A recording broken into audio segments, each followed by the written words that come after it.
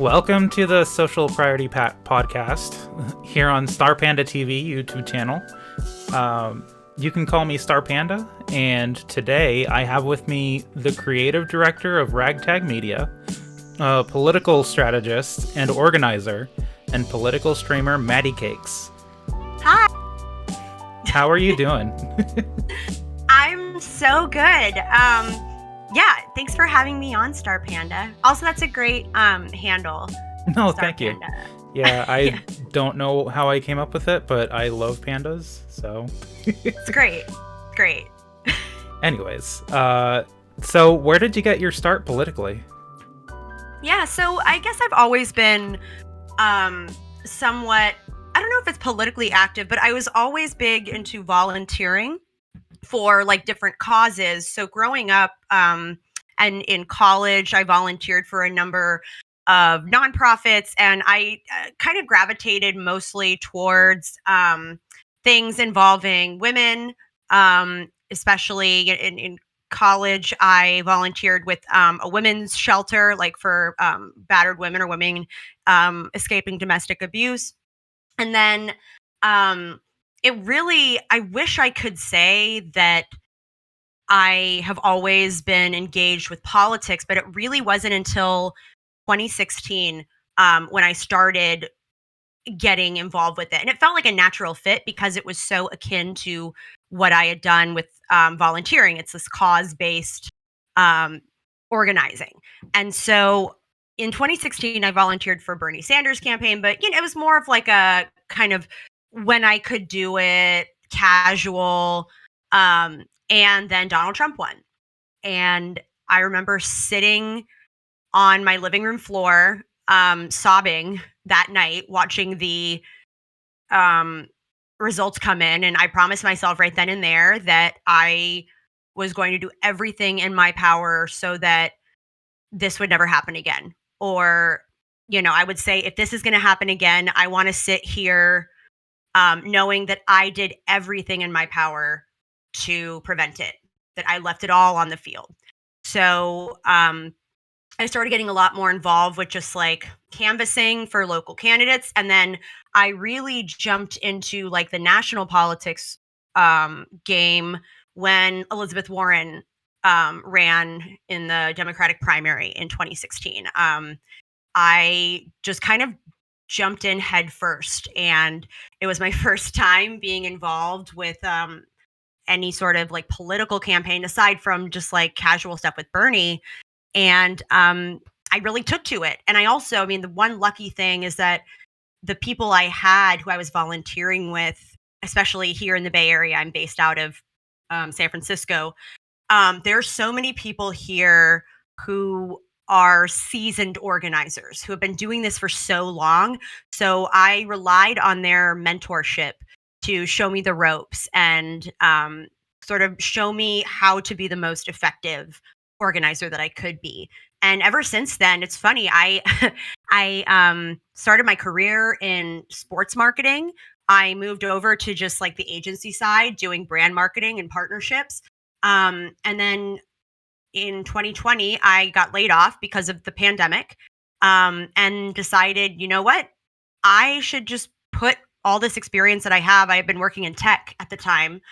I decided, why not put all this energy towards something I actually give a shit about, that actually matters to me, rather than me, toiling away, giving like years of my life away to make some wealthy man more wealthy. So I decided to get involved with politics professionally rather than just doing it, from a volunteering community organizing standpoint. And then that brings me to today, RagTag actually, and I promise I'm long-winded, so please feel free to interrupt if I'm just like prattling. Oh no, if you answer all my questions before I get to them, that is great. Great. But yeah, RagTag actually was something, my business partner is also a former Warren volunteer. That's how we met. Was by both of us knocking doors, leading canvases, leading phone banks, training other volunteers.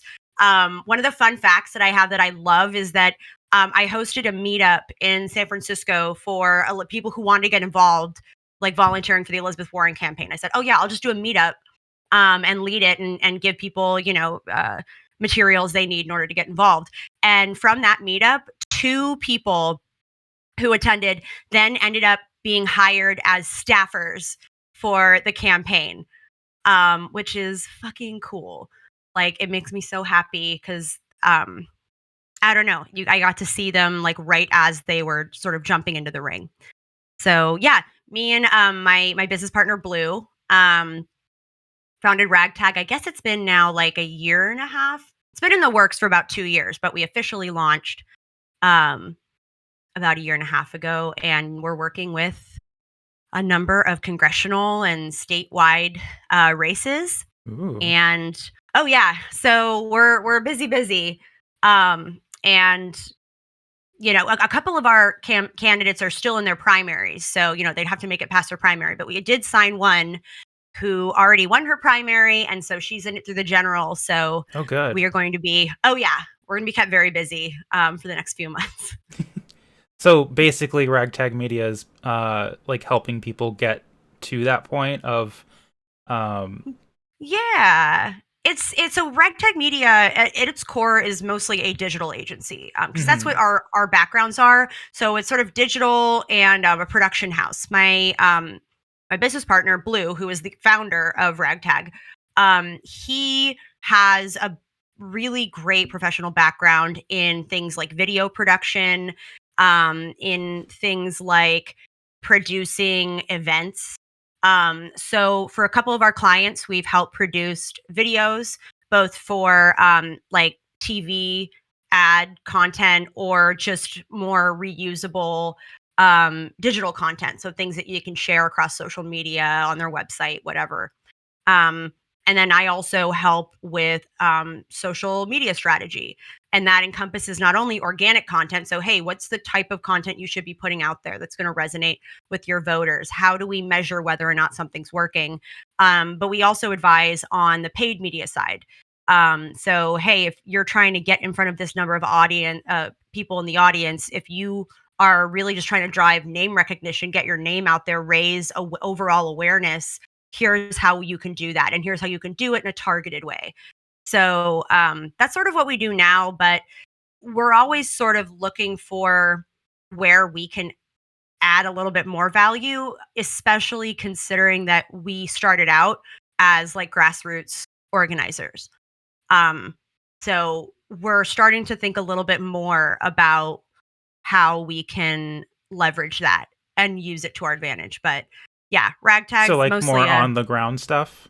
You're thinking yeah, about? or even like training volunteers to do canvassing or getting people ready to then hit the ground running when they want to get involved with the campaign, or putting together some sort of bespoke video training where rather than having their on the ground staff have to allocate time and resources to getting all of their volunteers ready to go, maybe having something that's a bit more templatized that we can help with, whether it's producing something, whether it's us being on the ground and being hands-on.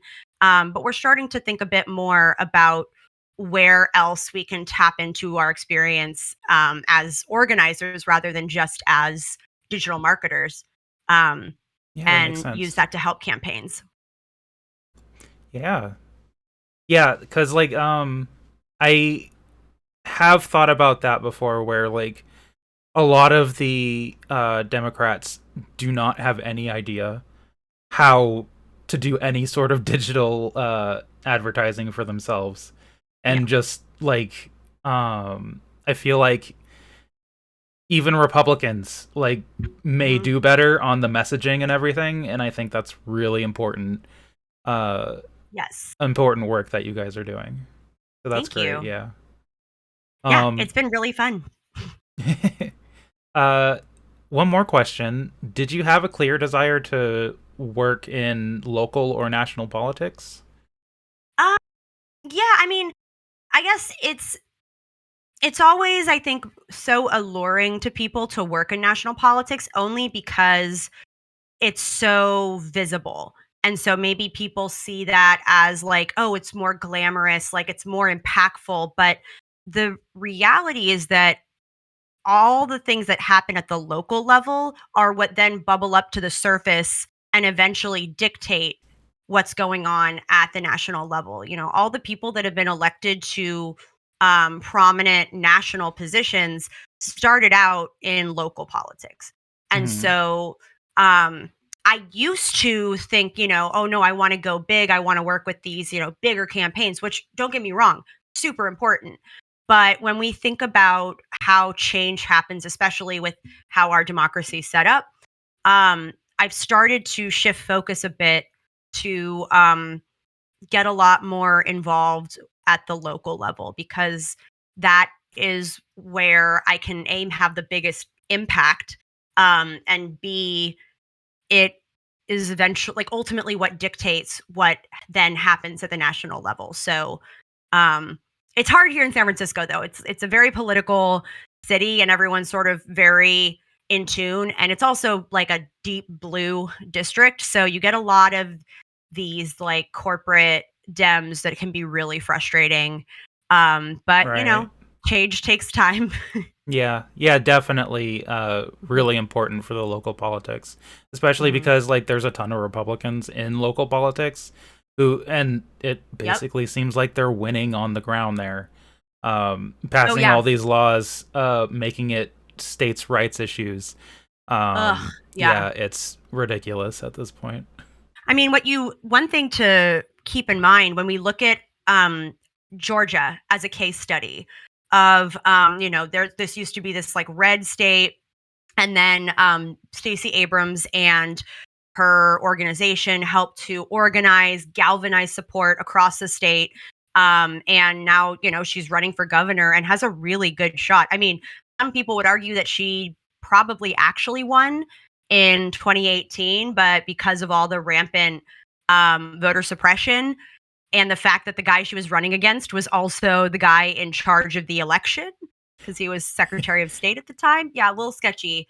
Yeah. But like the way they did that, the way they turned it around and made Georgia go blue in 2020 was because they activated people and engaged with people literally in every single county in Georgia. They took it to a local level to get people involved, and they've invested in those relationships over years. So it's not just something that, you know, from a groundswell of immediate support happened. No. This is something that they had been working on for a long time. And Hmm. then you see that switch. So that got me thinking, you know what, if I really want to have a big impact and do my part to change things rather than just like for my own vanity to say, oh, I worked on such and such campaign. It's like this big shiny object I can point to and everyone's very impressed. Instead, it's like, well, my goal isn't to like celebrate myself. I really want to elect people that are going to get shit done and push progressive policies forward, and policies that are grounded in humanity and making a more equitable society. So I've started to focus more on local politics, and hopefully other states can replicate what Stacey Abrams has been able to do in Georgia.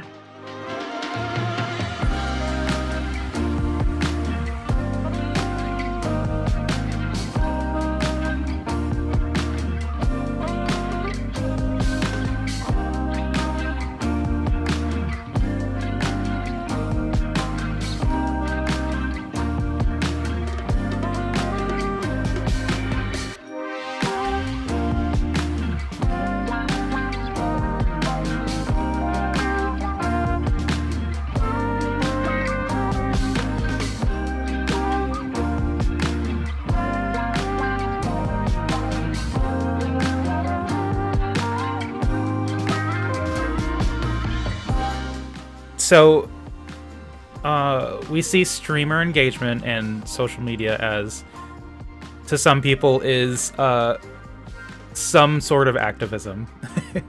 Mhm. But I think we both would agree that it's probably not enough. What do you think are the limitations that we have doing that. Yeah, I mean, I see so much potential in what social media and just streaming in general as an extension of organizing and activism, because it really is a great way to get people excited and interested about politics. The problem is when that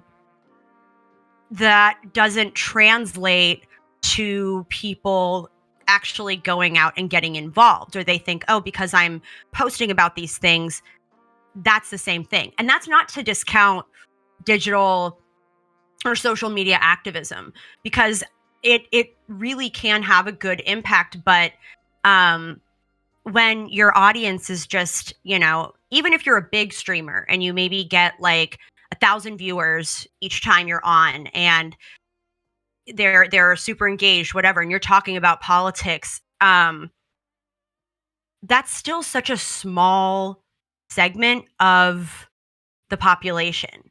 And unfortunately, unlike when you're doing like community organizing where you're recruiting people to knock doors, to make calls, to host house parties where you're talking about the issues you care about, it's hard to measure success for a streamer.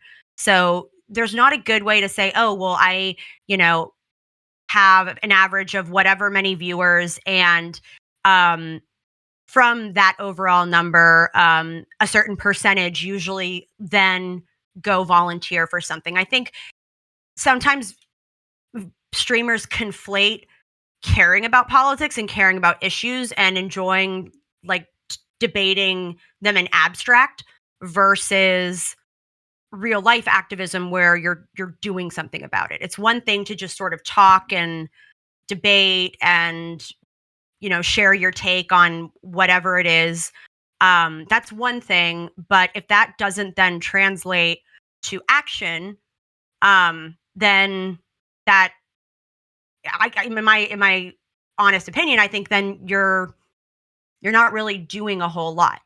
That's not to say it's bad. I mean, we need people to talk about these things, to raise awareness of certain things, to get people excited and actually voting. But I think sometimes there's a disconnect between like talking about it and then being like, okay, now what? So what are you going to do about it? Yeah, I think that's a really good like question that a lot of people kind of say like when they're online. Like they do all these things like I would say standing up to like people who are basically like spreading misinformation and all that, and like you feel good for a moment, but then you're like, now what? Now what do we do? And I think also, that's, is it like, sorry, I also interrupt. So just if you no, you're fine. Go ahead. But like, also, I think people have to choose their battles. Like, it's one thing to fight against misinformation, but if it's a nobody account just posting garbage that's clearly trolling, is it really worth your time and your mental energy, your emotional labor to like have to confront and like counter every single point they bring up? Or, is it really fighting disinformation to like get into these flame wars? Or is there a better way to get that message across? Like, if your ultimate goal is to promote certain ideas or proliferate the truth and make sure that people don't look to misinformation, you're trying to clear that up. Is it really helpful to that end, for that outcome, to like get in random spats on Twitter with like some rando who doesn't follow you, you don't follow them, they have like 2 followers? Like, is it really worth it? And same thing with streamers when they get in these like weird drama arcs where it's like, can you believe they said this? It's like, yeah, sure. People say a lot of things. I don't know. Yeah, especially like for streamers who are like supposedly on the same side. Like, what are we arguing about right now? Like, I would prefer that we were arguing about solutions rather than just like little drama spats. Right, because then the whole focus becomes not on the actual topic, but then on like can you believe they said this, then they said this, and it becomes this like back and forth drama thing, which I also kind of get. The problem I think too is that streamers are somewhat incentivized to do that because it does get views. And if you're using the success of your channel, so viewership, whatever, as your like base metric of success, then I could see why, even if people aren't consciously thinking, oh yes, I'm in a drama farm, but they find themselves sort of naturally gravitating towards it, I can kind of understand why that is, because you're sort of incentivized to do whatever gets you views. And when that gets you views, I describe it like a hamster wheel. Like you're moving a lot and you think you're like doing all this work because you're exhausting yourself, like keeping up with this or responding to whatever take and whatever. Like, so you think you're doing all this work, but you're not going anywhere. Yeah. You're not doing anything. So that's also why I decided, because I got drawn into that a little bit. It's hard not to, about a year ago. And then I decided, you know what, I'm not going to use my channel for responding to like the latest drama. I'm just gonna not. Yeah, that's it really is a big issue on Twitch, especially for the left. So changing gears a little bit, what do you think we can do locally for our community? Oh my gosh, there's so much. One thing I recommend everyone does, if anything, because it just opens your eyes a bit and it's pretty accessible. If you want to learn a little bit about how local politics works, go to your local school board meeting, their next meeting, and just sit there and observe, and listen to the types of business that's brought up by the members of the school board. Listen to the questions from the public and just what types of questions are being asked, because those are going to be the things that are top of mind to your school board members. And those are also, like, a school board tends to be one of the more like hyper local things you can go to. I recommend that for everyone just because it gives you a good idea of what it requires to like make an impact, because the types of things that people complain about that are the most important to them, it's all these things that are tangible, like that materially impact their lives. So that's why sometimes when people hear, especially on Twitch, they get into these sort of lofty, abstract, philosophical arguments, which, by the way, like they're intellectually fascinating and like they're great discussions to have. I mean, there's definitely a place for it, but I wouldn't call that activism. I call that more like academic debate, or, you know, more of like academia.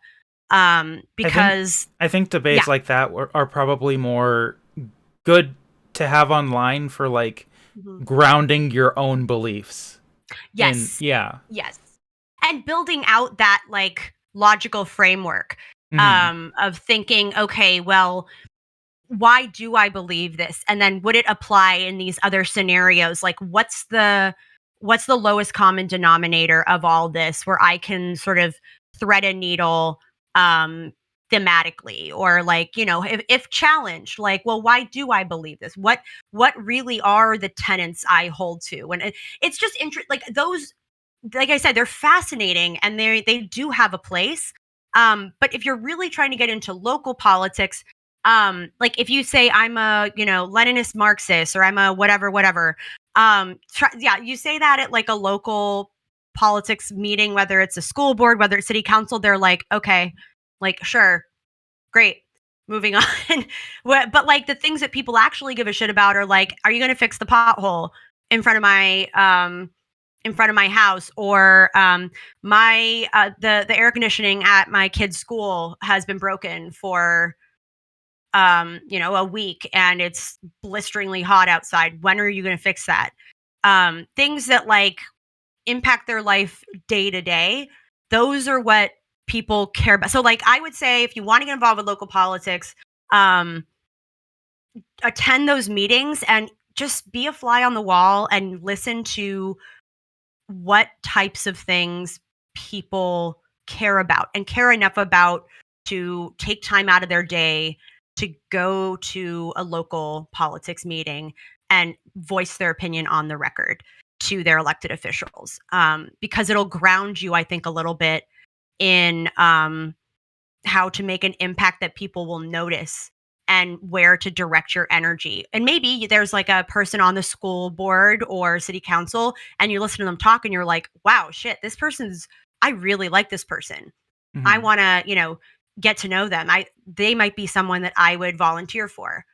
That's a good way to discover. And I think a lot of them you can even just like dial in virtually. So they Oh make it yeah. pretty easy. So I really recommend it. And that's also where you'll find out, by the way, that when they do the like public question like Q&A on Parks and Rec, where there's insane questions, you'll realize that's not like hyperbole. That like those like nope, that could have been taken word for word from constituent town halls all over the country. So besides the school board meetings, what other kinds of meetings can you go to specifically? Yeah, so city council meetings are also a great way to not only just see how business operates in your individual town, but it also just gives you, again, you have your finger on the pulse of what your fellow neighbors and people of the town are talking about, what they care about. There are also, depending on where you live, some fantastic organizations that can help with connecting you with different campaigns or nonprofits to volunteer for and get involved with. So I know in California we have the Working Families Party, which does a really good job, or like certain DSA chapters are really good about that. And organizations like those are also they also typically issue endorsements or other things, and will sometimes volunteer for the candidates who they've endorsed. So it's a good way to sort of get a broad overview of, okay, well, I generally identify with this group in terms of just like personal politics. So they're when they issue an endorsement or something, I can more or less um, it more or less resonates with me. I trust their judgment on this. And then that can be a conduit to volunteering opportunities and helping shape um, things that happen electorally in your town. Yeah, I've actually recently gotten involved in my DSA chapter. Nice. Um, like that was like it was just like a spur of the moment thing, kind of. But like, yeah, it was a moment that I felt like I kind of need to get more involved because like all this shit is falling apart, you Oh, know. yeah. Well, and if there's like a specific subject that you're especially passionate about, for a lot of people with uteruses, that's reproductive rights. There are also a number of organizations that have chapters, so things like Planned Parenthood, where they also will actively organize around local initiatives, local politics. Mhm. That usually is, doesn't get the attention of the national organization, but those local chapters will often get involved. So there's a lot of things like that. There's that's for reproductive rights. There are some like tenant rights organization. If housing, especially like renting rights, is something you're passionate about. There are a number of things like that. So if you're a bit more like geared in on one specific issue, like you just get really jazzed about it. I also recommend looking at a lot of those larger organizations that have local chapters or even just a local organization, because they'll do a lot of activism and organizing around that subject in particular. I think one other thing that you can kind of look for if people are interested in. I know I have a neighbor who is involved in like local farming community. Oh, So that's pretty cool. that's awesome. I've Yeah. heard about those. My friends that live up in Seattle, they're like, oh, yeah, we have like a community garden.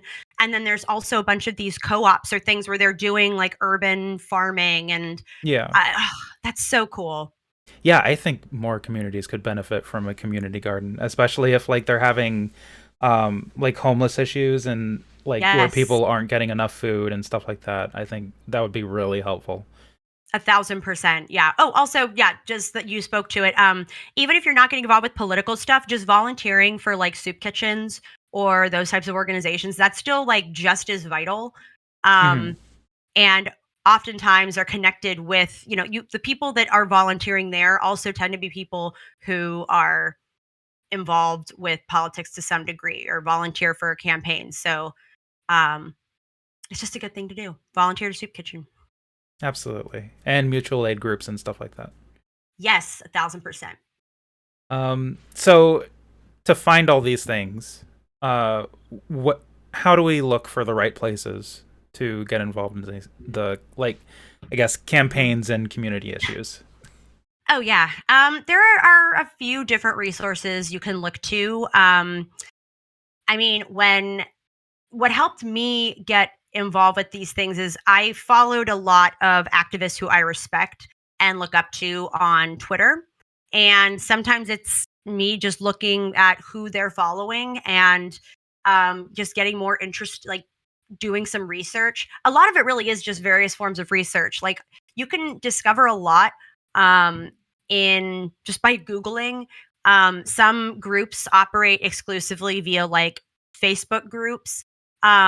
And the best way to discover these kinds of opportunities, or if you want to get hyper local things that are actively involved in your area, if you know someone who is politically active in your community, or maybe it's a friend or a family member, ask them because they're not only going to know organizations that align with their political values, but like they'll know the other ones as well.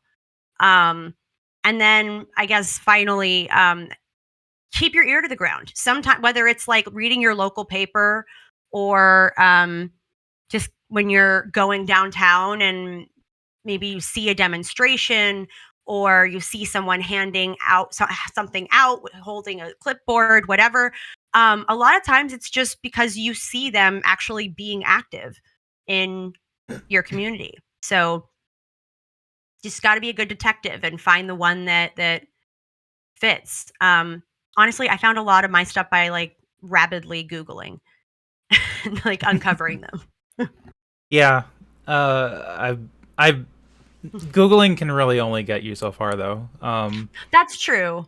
One other thing that I like to look at is if you look at people who have run in past elections and maybe one of them like aligns with your views, your politics, go and see who endorsed them. Go and see what groups added them to their, here are our choices for this election, because a lot of these organizations will publish lists like that. Just take a look at who was involved, because that can be a good indicator that, if they're a group that supported someone who you align with pretty well ideologically, then likely that kind of group might be something where you'd want to get involved and volunteer or organize for them.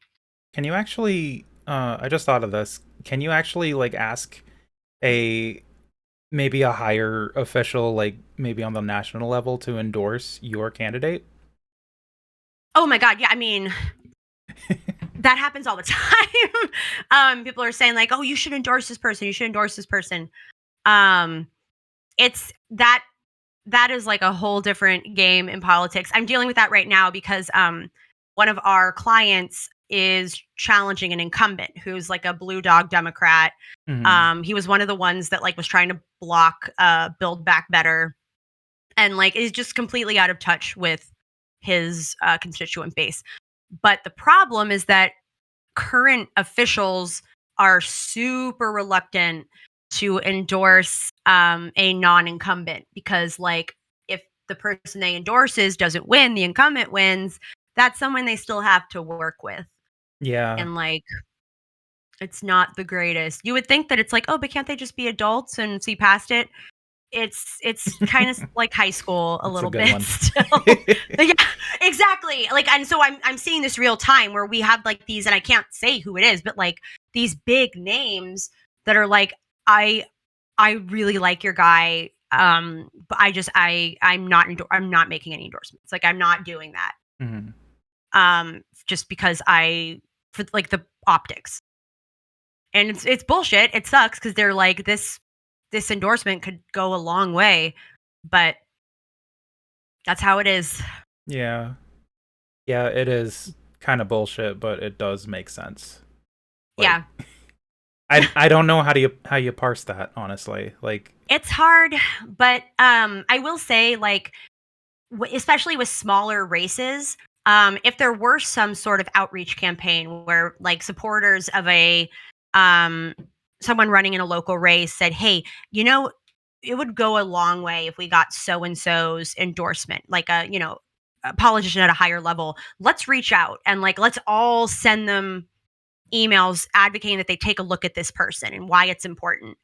That there's an argument to be made that is could be an effective way to go about it. But at the end of the day, like, securing endorsements is such a fucking hassle. I can imagine. So here's a question for fun.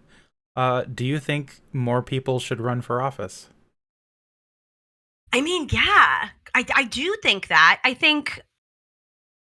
also just think people who are voting, I wish they'd be more open-minded to like what background someone has. Like, I think it sometimes is assumed that, oh no, I need to have these qualifications to run for office, otherwise I'm not important enough or not whatever enough. And I wish we kind of dispelled that. So like, I not only wish that more people ran for office, I just wish that more people from different walks of life, from different like professional backgrounds, I wish they ran for office. But it's hard because a lot of it with how our system is set up is it takes money. Oh yeah. So, I mean, people forget that, what was it, Angela Merkel, before she was prime minister or chancellor for I don't know if she was prime minister or chancellor. I don't know how things work in Germany. But she was a like a microbiologist or something. Like, she was a scientist and then she got into politics. Like, I just wish that, thank you, Bockel, chancellor. Yeah, she has a PhD and like was a scientist and then got into politics. And I just like, oh, and my mod's saying I thought she was chemistry. Probably Bockel. I'm often wrong. Okay, like fucking shit. But yeah, so like I wish, like, I like that AOC ran and like was saying, hey, I was bartending to make ends meet. Like, I want more people like that to run because those perspectives are just as valuable, if not more. Like, I think if we want our elected officials to represent what we look like as a country, then we need to elect people who look like us and not look like us like, I only vote for white people. No, I mean, look like us like they aren't just like heirs of some ridiculous inheritance, and so they were able to go to like the elite boarding school, private school, whatever, or like, oh, they like, because that's not reflective of who they'd be legislating for. Yeah, they don't all need to come from Harvard or Yale. Right. Fuck Harvard and Yale. Fuck them. I went to a small liberal arts school called Connecticut College, and I used to joke that it was it's the school that all the kids that are trust fund babies, but didn't get into Brown. They go to Connecticut College instead. My freshman year roommates both went to they went to super elite boarding schools for high school. Oh wow. And I was like, I'm from California and I go to public school. Hey. Yeah, no, I definitely don't come from that. Yeah. So it's like, and that's not to shit on people who like have that upbringing, but it's like, hey, maybe we can get some representation of people who like, I don't know, maybe had to rely on some of the social services provided by the government. So like they know what it's like to have like skin in the game or like to rely on something rather than a bunch of rich people being like, should we still fix the poor when they're sick? Should we give the poors anything? Right. It's like, well, what if we like ask someone who was a poor or like maybe still is or like is like, hey, how it like if they say, you know what, I used to rely on food stamps. So like I can speak to that's its impact. Like I've lived it. Yeah, I just would like to see people that are more reflective of Americans in general. There's too many old white men, and America's not just old white men. Yeah. There's so many more. There are plenty of old white men, but like we're so much more. Yeah, definitely. Is there anything else you would like to add? Anything else I want to add? I would say Stacey Abrams, please run for president in 2028. I will move wherever I need to. I just please. That's all.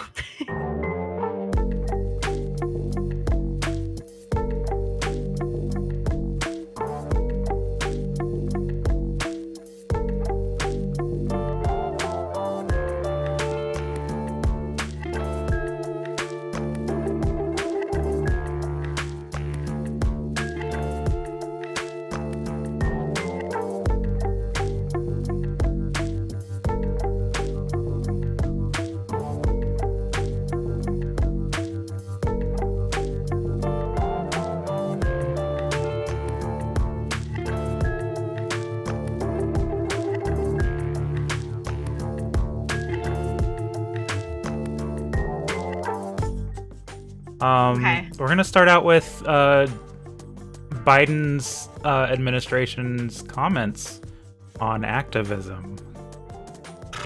Oh my God. So I sent you a link to Washington Post.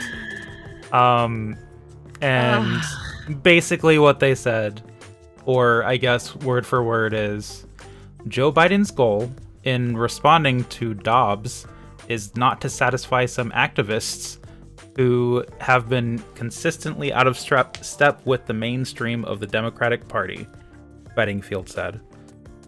It's to deliver help to women who are in danger and assemble a broad-based coalition to defend a woman's right to choose now, just as he assembled such a coalition to win during the 2020 campaign.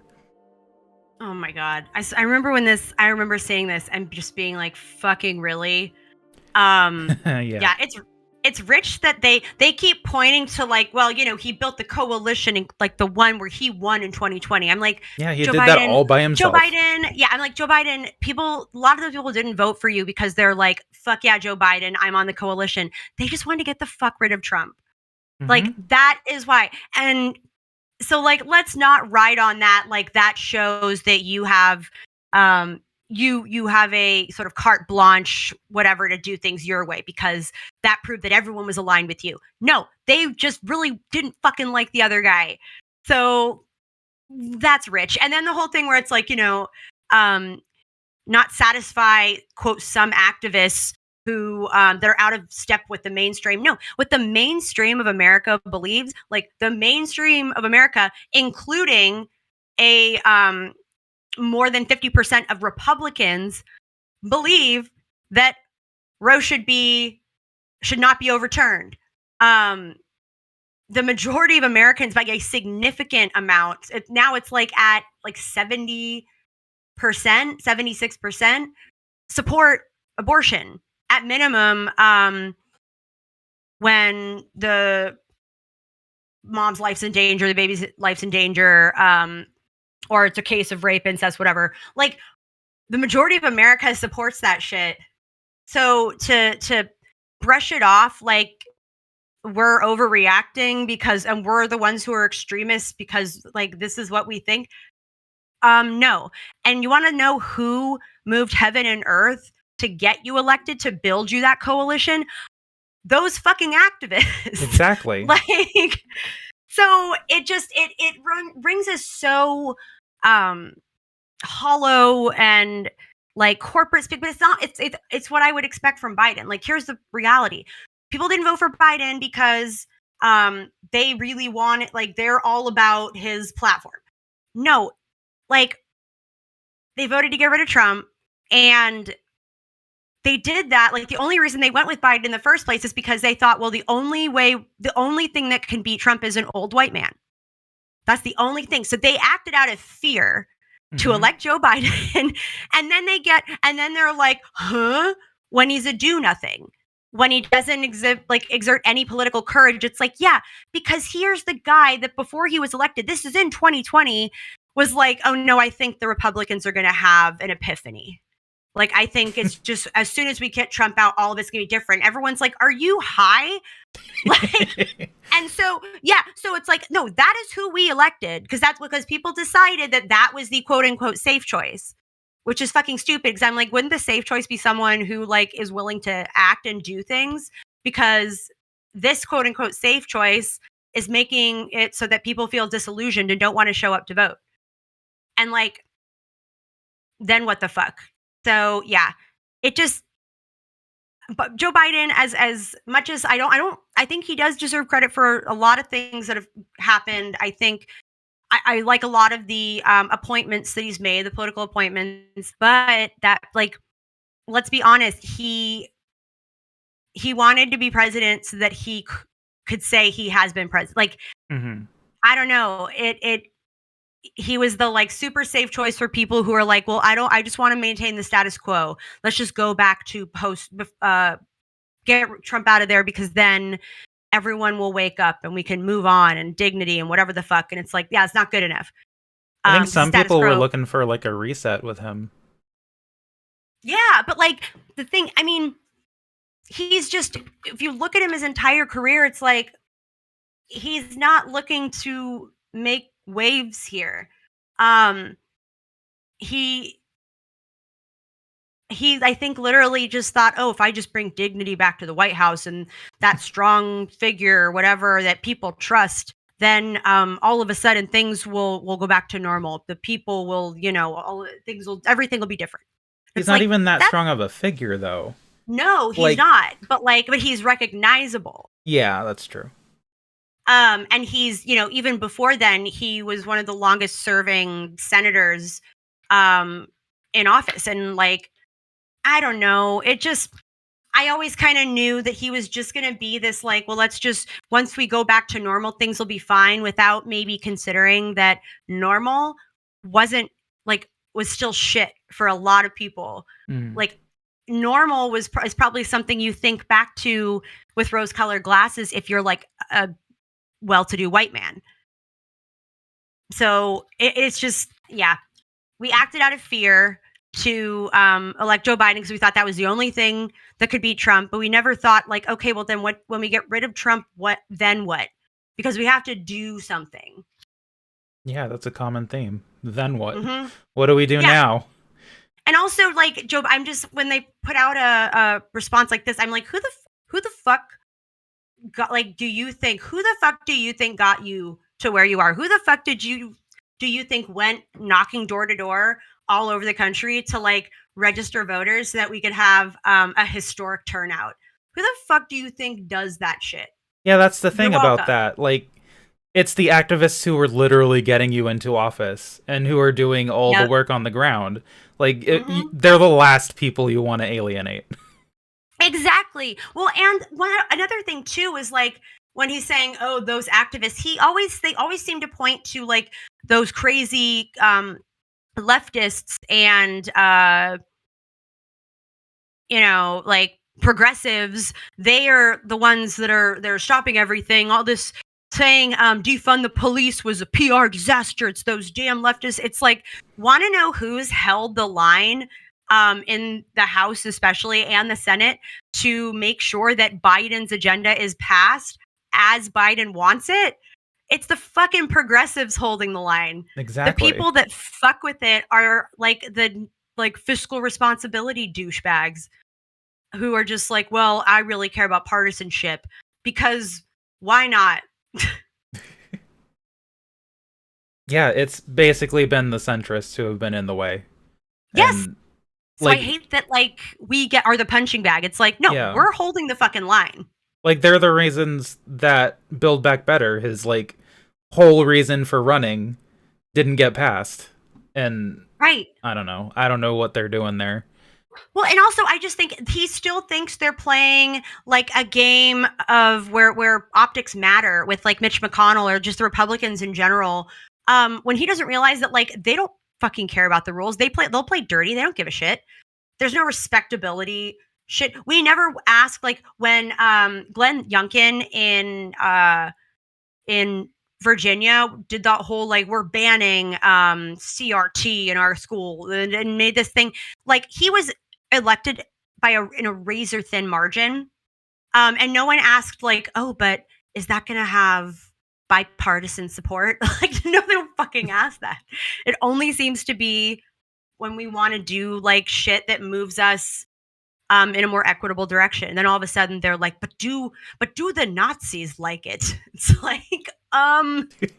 what if we say fuck them because we have and we just do the thing? Because we don't give a shit about their opinions on anything. Once they prove they cannot piss their pants, then they can go to school without a diaper. Then they can weigh in. Once they prove that they won't just try to steal an election and entertain a fucking sociopathic narcissist, when they don't king him as their emperor for life, then maybe they can play. Otherwise, fuck them. Yeah. I think the biggest issue we have for the next presidential election, I think Joe Biden just needs to step down at this point. I fucking know. But I worry because the sort of go-to or expected successor then that the whole party is expected to get behind would probably be Kamala Harris. And she's a local. Yeah. No, and she's from San Francisco. I knew of her before she ran for senator. And she's just always been a clunky communicator. Yeah. And she's and I'm not she's smart. She's brilliant. And she's actually a really nice person, but when you're running on the national stage, when you're having to reassure Americans if they're worried about something that's happening, you need to be such a good fucking communicator. And when I think about her running a campaign, I don't want that to be what we're supposed to sweat and bleed for, Mm-hmm. I think there's so many other stronger choices that would meet the moment. And I just, Kamala, even when you agree with her positions, just her way to just communicate is, oh my God, it's so bad. Yeah. I'm haven't you had media training? Jesus. Yeah. You kind of expect that from a vice president to have better media training. Yeah, I just don't if she were to run again, I don't think she'd get the kind of she just doesn't have that vision. If you're well, what is, because if you say oh, well, what's Joe Biden's vision for the country? You can kind of envision you're oh, he kind of just wants things to go back to normal a little bit. That's really all. He just kind of wants to skate by and have people say I'm content. But not do any big changes. He doesn't want to raise blood pressures. But that, if he just gets through it and it's all mellow, then great. But if you ask yourself what's Kamala Harris's vision for the country? What does she believe? And I don't know that you could answer that. Yeah. Yeah, I think a lot of people from that it was a 2020 campaign, right? Or was it 2019? Yeah.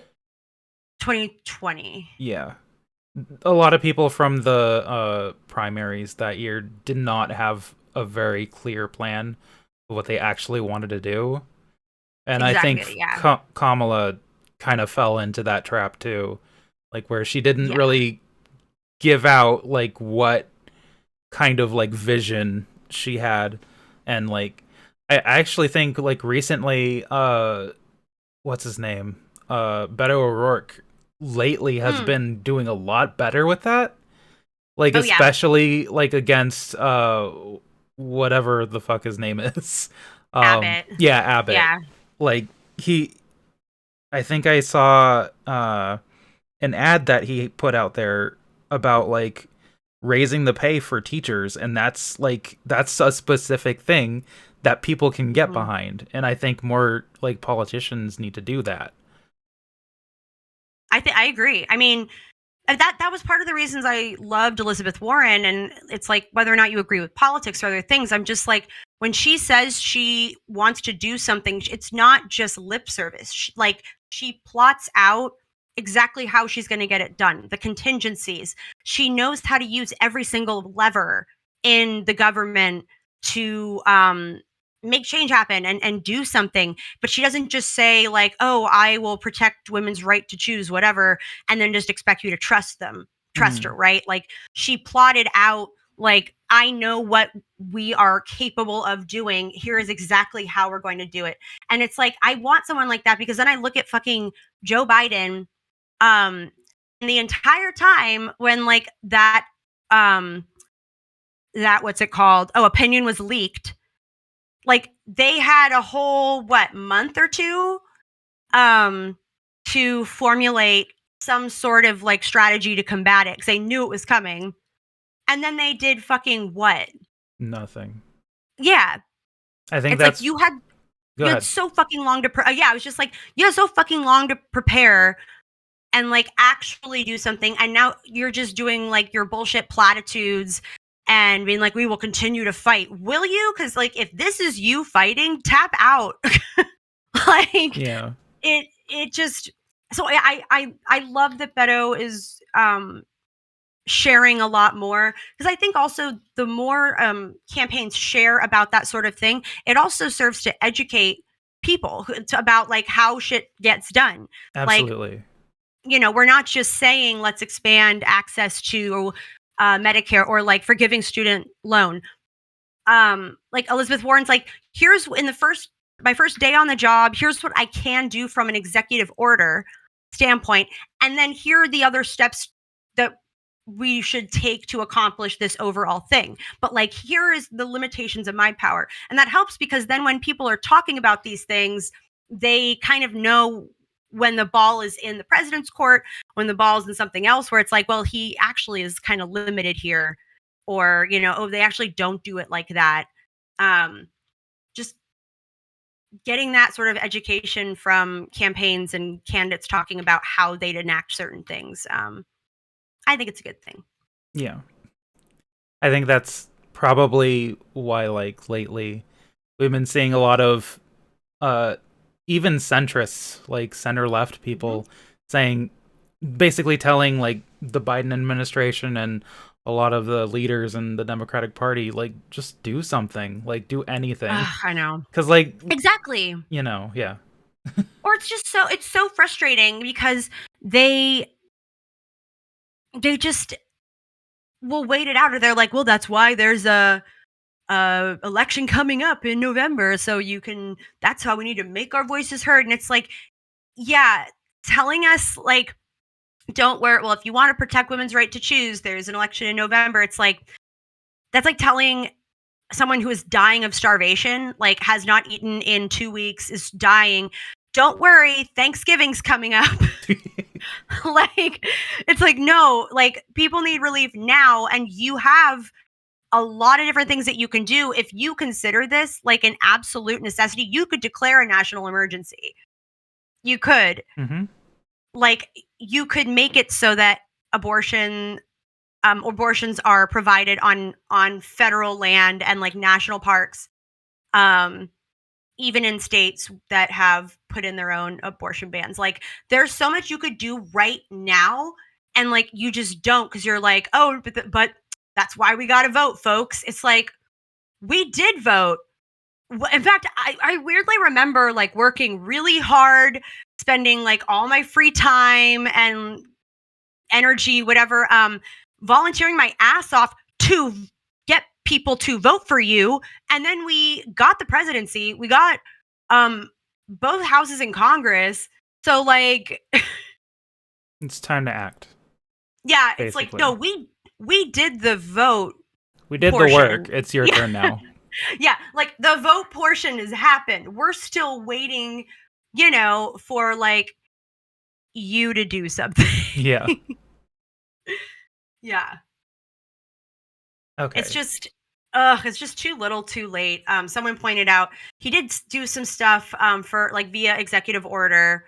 Yeah. But it's like, it's still this like fucking spineless, like walking on eggshells shit. It's like, no, dude. You don't have to worry that you're gonna make too big a splash by like acting boldly, because the Republicans are basically creating a fucking wave pool. So like your little splishy splash doesn't fucking matter. They've already done like the nuclear option. Like, what are you gonna do to counter it? Are you gonna try to fix a broken leg with a Band-Aid? Again? I will say, to be fair, he did. I think they did this like in the past couple days. I think he signed an executive order, and you can like ask your chat confirmation. He signed an executive order to what is it? To protect abortions under ectopic pregnancies. Oh no, you're right. This if came the out, like, woman, today. if the pregnant person's life is in danger, it would be protected under like Medicare or something like that, right? Yes, yeah, it was something like that. But it was like a very specific, like narrow. Yeah, it's very narrow and obviously not enough. Like, there's so much more that we could do. Exactly. Or they're just, it's like, because they're still, by paring it down, they're still signaling like, well, abortion's up for debate. It's like, no, if you in your heart of hearts believe that abortion is a human right and like is a absolute fundamental pillar of the Democratic Party, is believing in bodily autonomy for all. Like, if you genuinely believe all that, then you would be treating this like a fucking 5-alarm crisis. Right. You wouldn't be trying to do just the same old bullshit and then talk about fucking respectability, whatever the fuck. And then being like, well, they got us in this round, but if we band together and vote, like, they use it as a fucking talking point for donations, for fundraising. And it's like, they're just so tone deaf sometimes. It's like, people don't give a shit about that. We want to see action. Want to like drive a shit ton of fucking donations, take some bold action that makes a statement and makes people's lives infinitely better. And don't give a fuck what the optics are to Republicans. Just do that. And then you'll see the donations fucking roll in. Absolutely. Like, yeah. That's how you do it. Like, oh, you want to focus on like, how about instead of using this like shitty situation as like the header of a fundraising email, like, instead of doing that, just fucking do something about it, because then you're going to get even more donations, which is your ultimate goal with that, right? And you're going to make people's lives like way better. I think a better way to use those donation emails would be like, do something and then put what you did on the email, and people will be much more energized to give you money. More people, like, it's harder to get tickets to, when it was harder to get tickets to Cher's like second farewell tour than, her first one. It works. God damn it. Mm-hmm. Like, second farewell. Yeah, because she had multiple, and it's like, sometimes even when you the outcome's the same, where you're like, yeah, sure, you get some donations, whatever, it's the same sort of thing, but one of them you're just like, but you also like so much better. Mm-hmm. Yeah, it just fucking blows my mind that like that's their strategy. And again, I think it's just because like Biden is kind of politically coward, or he just so committed to this outdated, antiquated view of like a gentleman's politics. No, but we're all gentlemen here, whatever the fuck. And it's all about respect and dignity, whatever. And then it's like, no, it's what are you talking about? Yeah, nobody cares about that like, anymore. Yeah, it's like, no, people like, sure, maybe that worked back when like business was booming, wages were up, like home ownership had skyrocketed, like people were generally optimistic about the future. Sure, then you can like point to that crap, but because people are already like seeing their lives improve. Can't do that when like their leadership like oversaw fucking like all the way from 2008. Like it's like, really, because our fucking leadership like all voted to like send people to Iraq up on like nothing charges and like did all this shit, and like my life is just like actually worse. and like its policy choices. Gonna need you to cite some examples. Gonna need to see some citations, sir. You're gonna need a bibliography. Like, it just blows my mind that they haven't realized that, and they're just like, no, we'll just make people feel good. It's like they can't feel good if they can't afford to like have a place to live or like basic health care. Yeah. They could kind of give a shit about like your feel good. We're Americans and we work together. It's like, yeah, I have like diabetes and would really love some insulin right now. So that's all very nice, but like, guy. We could actually talk about that because, like, did you hear about what's happening in California? What's happening? The governor actually presented a plan of making insulin in California, like directly. Yes. I mean, if they could, if they could do so, and build out that infrastructure, and I mean, that would be incredible. I actually think that's already signed into law, isn't it? I believe so. I think I don't know if it went through I'll have to read up. I don't know if it like went through the state legislature, but I'm all for it because it's like, yeah. I mean, we've been wanting to boost just in general domestic manufacturing, and if we can do that, and either because I'd also have a question of like, we can produce it here, but then are we like then letting for-profit companies basically get like free real estate and like infrastructure that they're gonna profit off of, even if it's at like a quote lower margin because it's produced domestically? But like, I don't know. I would just have I would have questions, but overall, I think it's a good thing because we need to boost domestic manufacturing. Mm-hmm. I just don't know where the fuck they're gonna put the plant where they, assemble, like put together insulin. Because real estate's really fucking expensive. I think I don't know the details, but I think like part of the whole plan is to work with one of these insulin manufacturers to make a cheaper insulin type of thing. That'd be cool. I mean, I just wish the United States would do the same fucking thing that every other like developed nation's done, where it's like, what if like, because also in Europe, I didn't realize like these pharmaceutical companies can't actually advertise their prescription medications. God, I wish like it was you like know that how here.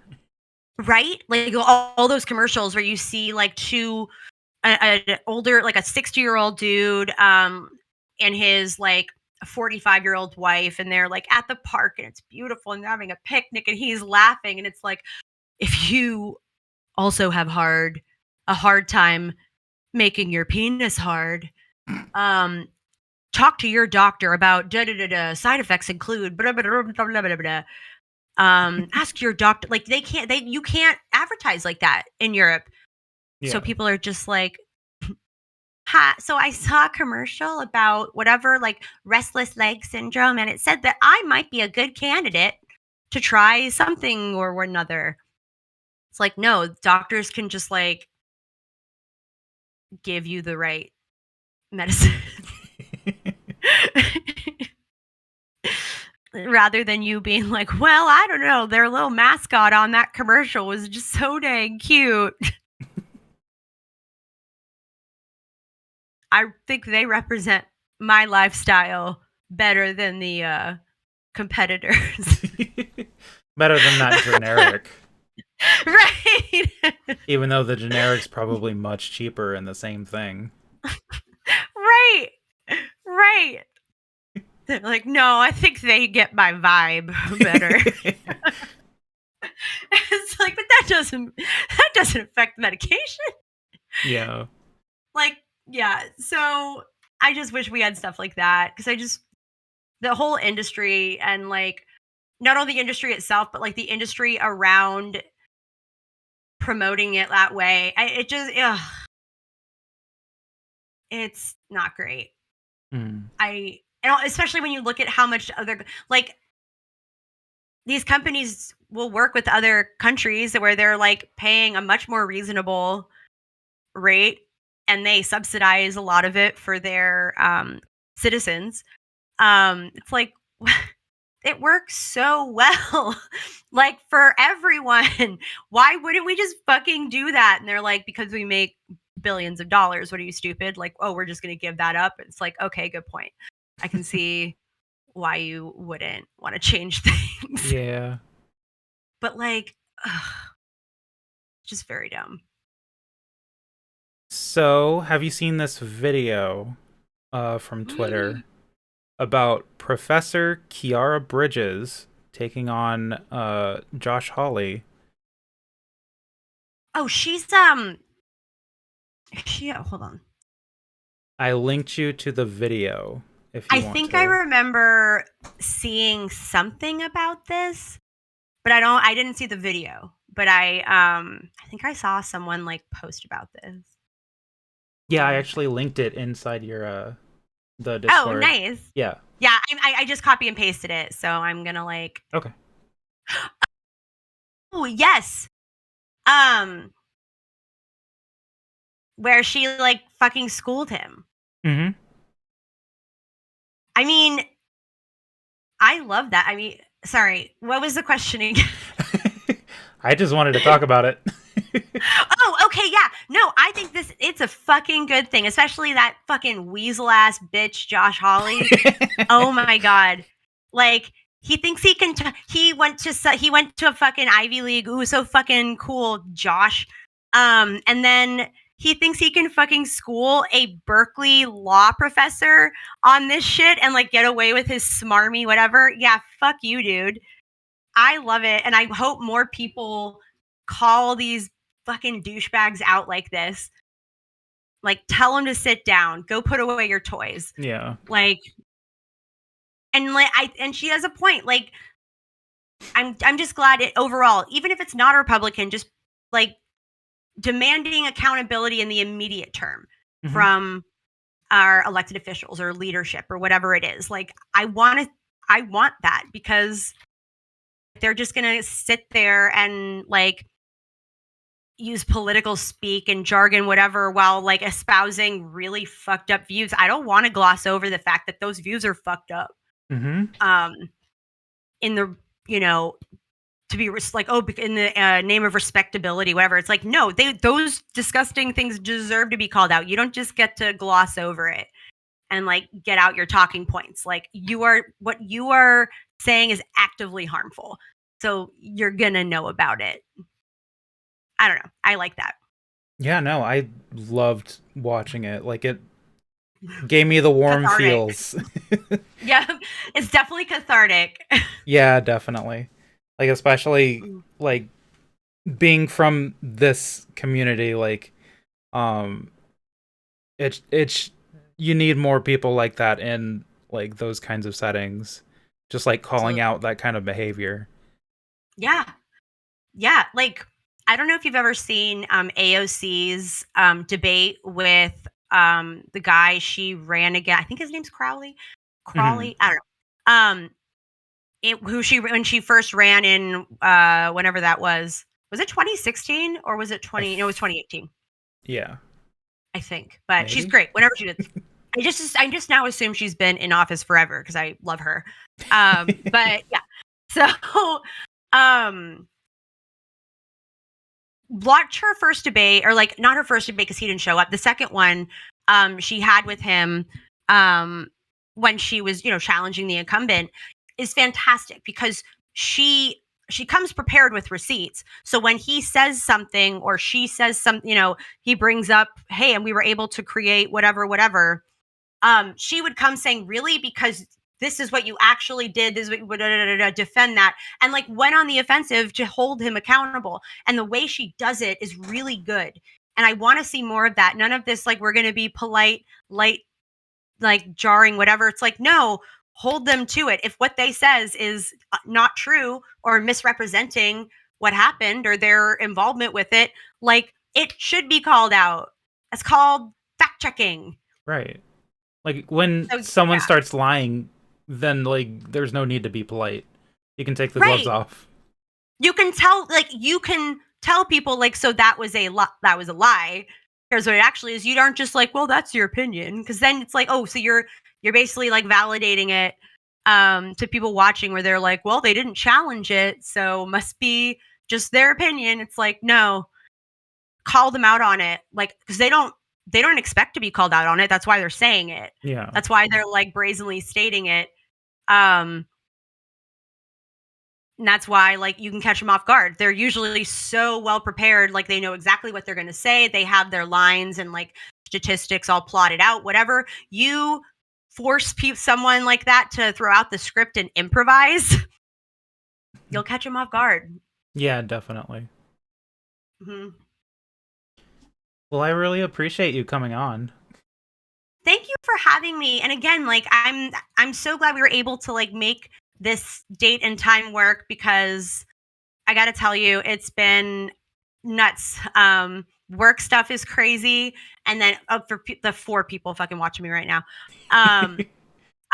this weekend is my bachelorette party, but we're not like going anywhere because we're trying to be like a little more budget conscious, and also Mhm. like I told them initially, I'm like, I really just want my bachelorette party. Like, we're not going to go to Vegas. We don't need to go anywhere. I just want it to be like a girls' weekend where we relax and have fun and like just get to spend time with each other. Play some Mario Um, Party. yeah, like, well, our whole thing is we read tarot cards. We read each other's tarot. Ooh. It's really fun. Especially because my group of, like, there's 4 of us. Is our little group. 2 of them are like licensed therapists, like went to grad school Mhm. therapists. So it just kind of colors the way, like, they're very into the whole like psychology, it's kind of the help-ish, but it's all about like, it's just more specific, and they're really into like feelings and confronting whatever it is. And so tarot's like a fun activity. Tarot But and therapy. Interesting But yeah, combination. so we're doing a staycation where they're basically coming. So knowing that that's what I wanted, something just like low key, we're gonna like have a sleepover basically at my house. My fiance, earlier today, actually, I drove him to the airport. He's flying to Dallas to hang out with like a buddy for the weekend. So it's just gonna be me and the girls. But that means I have to clean the house and like get it ready for all of that. So it's just been really nuts. I can And that's why it imagine. was really hard for us to like find a time. I still have so much to do. I didn't even finish the cleaning. I'm just like, I'll get to it. I need a break. But it's gonna be Well, fun. yeah, I really hope so. Yeah, go ahead and shout yourself out. Shout out RagTag Media too. Great. Yeah. Hi, I'm Maddycakes. You can find me streaming about politics and economics, organizing, activism at twitch.tv/Maddycakes_. I am also on Twitter as Mads Maru. That's MADSMARU. I'm very active on Twitter. So if you like bullshit takes and angry things, but also with cute animals and like some fun stuff, then my God, do I have a deal for you, Mads Maru. And then, yeah, I also, in my like non-online life, I am the creative director for RagTag Media. You can find us at ragtagmedia.org. And we're really great. And we work with lots of great campaigns and organizations that are trying to make the world a better place. And if you believe the rumors from other streamers who don't like me, I am also the epitome of evil. I'm a witch. Oh no. Yeah. I can't believe I've had you on. Yeah, your listeners are fucked. Oh no. My listeners.